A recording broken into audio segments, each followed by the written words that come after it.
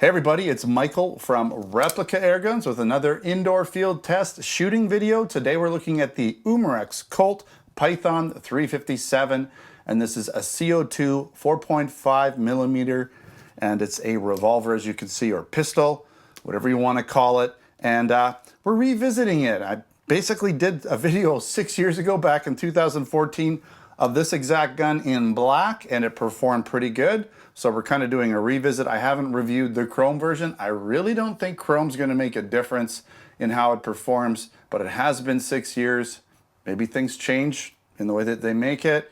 Maybe I'm not as good a shooter as I was back then. Well, let's find out. So we're going to put 6 rounds. Might as well. It's got a six round cylinder. So we're going to put 6 rounds through the chrony and average them out. Usually I do 5, but why not? And then we're going to put this in safe, off safe, and then we're going to put 6 rounds in a paper target, 30 feet down range. So let's get on with the chrony portion. And by the way, I have done a couple tabletop videos, but I just did a recent one. So you're going to probably want to watch that if you want to see specs, details, close-up video. All right, here we go. First shot. Okay, that was 378. I'm going to go single action on the rest just in case it makes a difference. 337. That's interesting. 336, 351. I'm going to go double action on the next one just in case it makes a difference. 346, it seems to want to kind of bring it up slightly. Okay, that's it. So interestingly enough, the last time I reviewed this gun, did a field test shooting video, it shot closer to 390. What is the temperature in here? It is 23 degrees Celsius. So it's not crazy hot, it's not cold at all by any means, it's about room temperature. It might have been a warmer day when I shot this gun outside, but it is what it is. That's what I got this time, so closer to 350, not 390. Again, temperature may have been an issue. All right, let's set up a paper target, 30 feet down range, and see what kind of accuracy we get. Hopefully get close to what I got last time, which was about an inch grouping, well centered left to right, just a little bit low.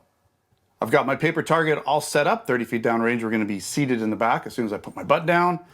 Rested position up front, but there's always human factor when it comes to target shooting, like caffeine intake, just, you know, how do I feel that day? Am I on edge? You know, those kinds of things.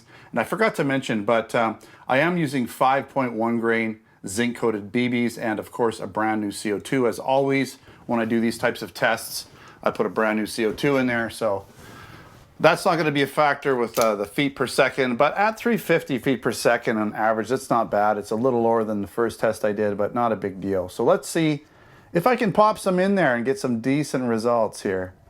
I'd like to for you guys.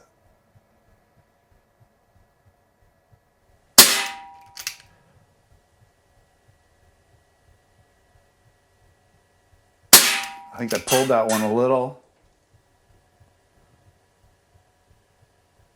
That was better.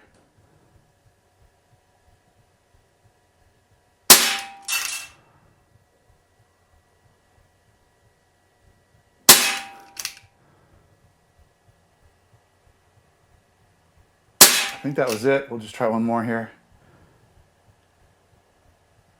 I might have pulled one round there. I think it was second or third shot. Well, these are low. Yeah, not the same grouping I got last time. It kind of liked to shoot right there. That one was a bit low. If that one came up and if these ones didn't do what they did, we would have got a 1 inch, but that didn't happen today. Like I said, I only felt like I might have pulled one round, so I'm not sure which one that was. Maybe it was one of these two. So a little bit kind of, you know, off to the left, up and down. I think this is kind of where it likes to shoot. The sights are adjustable, so we could easily bring it up and a little bit to the left. Not really that far off in terms of left and right, but it could be higher on target for sure. Again, you know, 350 feet per second as we got with the chrono testing is not a big difference between 350, 390. Yeah, it's a little faster, 390.